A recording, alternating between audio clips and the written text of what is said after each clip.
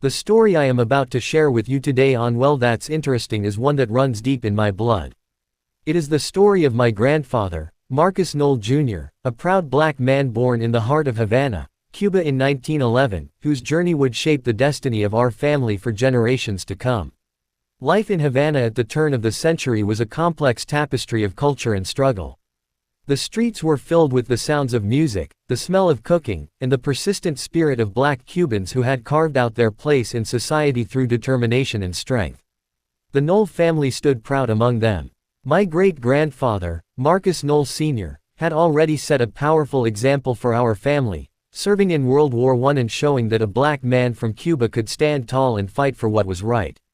In those early days in Havana, young Marcus Jr. grew up watching the ships come and go from the harbor, each one carrying dreams and possibilities across the waters.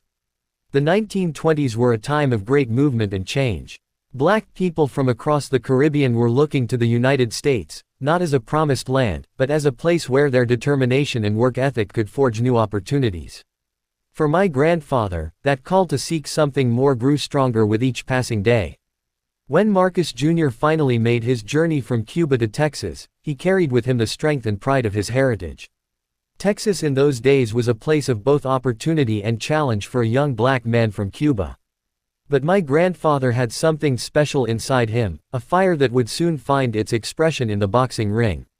He became known as the Black Threat, a name that spoke to the power and skill he brought to every fight. In the ring, he moved with a combination of raw power and tactical precision that would become a hallmark of the Nole family fighting style. The sweet science of boxing would become more than just a sport for our family. It would become a legacy passed down through the generations, from my grandfather to my father Ronald, and extending to our family connection with the legendary Floyd Mayweather. The discipline, the determination, the refusal to back down, these qualities that shine in the ring would prove essential in every aspect of life for the Nole family. The path north called to my grandfather, and the 1930s found him in Grand Rapids, Michigan. The contrast between the tropical warmth of Havana and the bitter cold of Michigan winters could not have been starker, but it was here that he would begin building his first family. In 1932, my father Ronald Nole came into the world, followed by my Aunt Daphne, who would later become Daphne Sawyer. Grand Rapids might have been far from the streets of Havana where my grandfather grew up, but he made it home, bringing with him the warmth and strength of his Cuban roots. When the drums of war began beating once again, Marcus Jr. did not hesitate to answer the call, following in his father's footsteps of service. World War II would see him serve in the army, but his role would be different from that of a combat soldier. He worked with the medical corps, tending to the wounded and saving lives rather than taking them. This experience of helping others in their moments of greatest need would plant a seed that would later grow into something profound. The war years changed many men, and my grandfather was no exception. But the changes in him would prove to be transformative rather than destructive.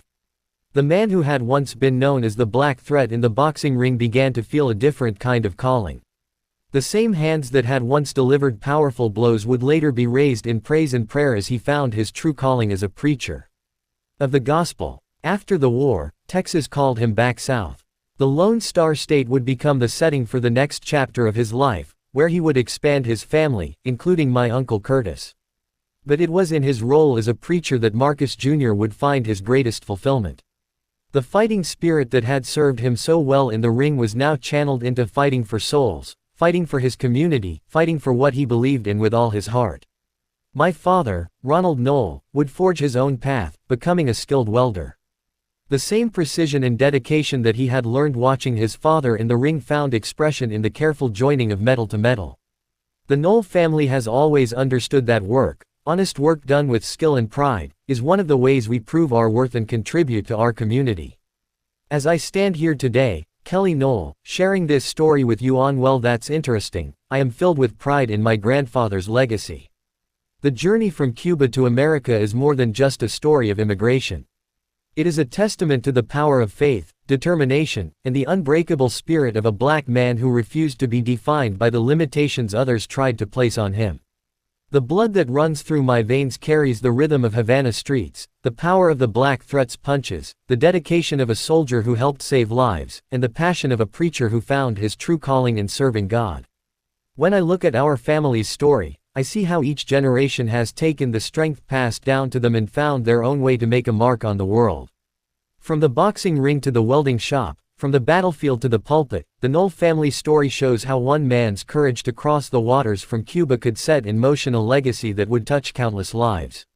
My grandfather understood something fundamental about life that he passed down to all of us, that our abilities are gifts from God, and it is our duty to use them in service to others.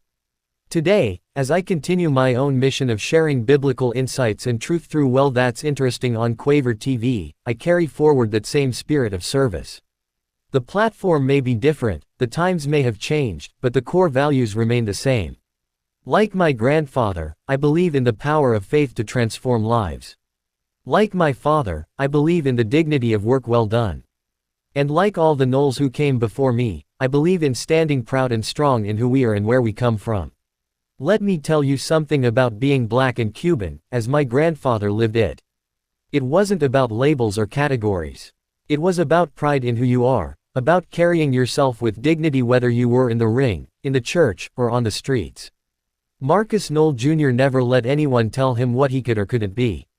He was a boxer when they said he couldn't fight, a soldier when duty called, and a preacher when God called him to a higher purpose. The Cuba my grandfather left behind in the 1920s was a place of both struggle and beauty. The Black community there had forged its own identity, its own strength, its own way of moving through the world.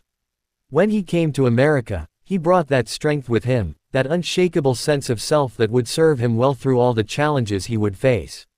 To this day, the Nole family carries that same pride, that same strength, that same unwavering faith in God and in ourselves. From the boxing rings where the Black threat made his name, to the churches where he later preached the Word of God, to this very platform where I share these stories with you, we remain true to who we are and where we come from. As I bring this story to a close, I want you to remember something important. The story of Marcus Nole Jr. is not just about one man's journey from Cuba to America.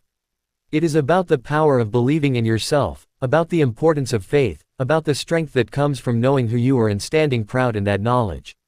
It is about understanding that God's plan for your life might take you from the boxing ring to the pulpit, from one country to another, from one calling to the next, but through it all, you remain who He made you to be. To everyone watching Well That's Interesting today, I want you to know that your own story matters. Whether your roots reach back to Havana like mine, or to any other corner of this great wide world, you carry within you the strength and potential to make your mark. My grandfather showed us that with faith, determination, and pride in who you are, there is no limit to what you can achieve. This is Kelly Nole, and you have been watching Well That's Interesting on Quaver TV, where we bring you stories that matter, stories that inspire, and stories that remind us of the power of faith in our lives. Until next time, remember the words my grandfather lived by, that with God, all things are possible, and never be afraid to stand proud in who you are and where you come from. God bless you all, and keep watching Well That's Interesting, where every story brings us closer to understanding God's amazing plan for all of us. The story I told is not 100% factual, it's the best I could piece together with my limited knowledge, shaped by my perspective as a writer and content creator. I used artistic license to fill in the gaps where the details were unclear or unknown. For example, I mistakenly mentioned that my father was the firstborn, when in reality, my aunt was. I'm also uncertain whether my great-grandfather was born in Cuba or elsewhere. Much of what I shared comes from fragments of memory and stories passed down. As the only relative who might have a fuller picture, my uncle is the last person I still talk to who really knew my grandfather. I grew up with my father and didn't meet my mother until I was 37 years old. My mom was in the army during the 1980s, a detail I've always found fascinating. From her side of the family, I have two sisters, while on my dad's side, I grew up as an only child, except for the possibility of a brother no one knows. My dad once got a call from a man claiming to be his son, but he brushed it off at the time because he was drunk. It's just one of those mysteries that lingers in the background of my family history. I would love to create a Well That's Interesting episode about my mom and dad. However, my dad didn't talk much about his life. I know a few things. He was a boxer, a welder, and even worked at a bowling alley at one point, but much of his story is still a mystery. There are so few people left who knew him well, and many of those who remain are unavailable or, in some cases, unreliable sources.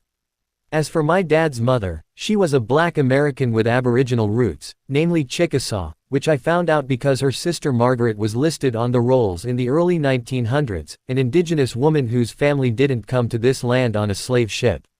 That's the case for many Black Americans, which is why I dislike the term African American. My heritage isn't confined to one origin. I am Black, Cuban, and Aboriginal American, and on my mother's side, Dutch and possibly Ojibwe. My mom's mother, my grandmother, was Dutch and white, but she never shared who my mother's father was. Some believe he was Ojibwe, which would make sense because my mom had distinct indigenous features, even though her skin was pale. At the end of the day, I carry a mix of bloodlines, but if you ask me, I'm 100% American. For y'all's sake, how far back do you have to go before you're simply called an American? That's who I am, red, white, and blue, through and through.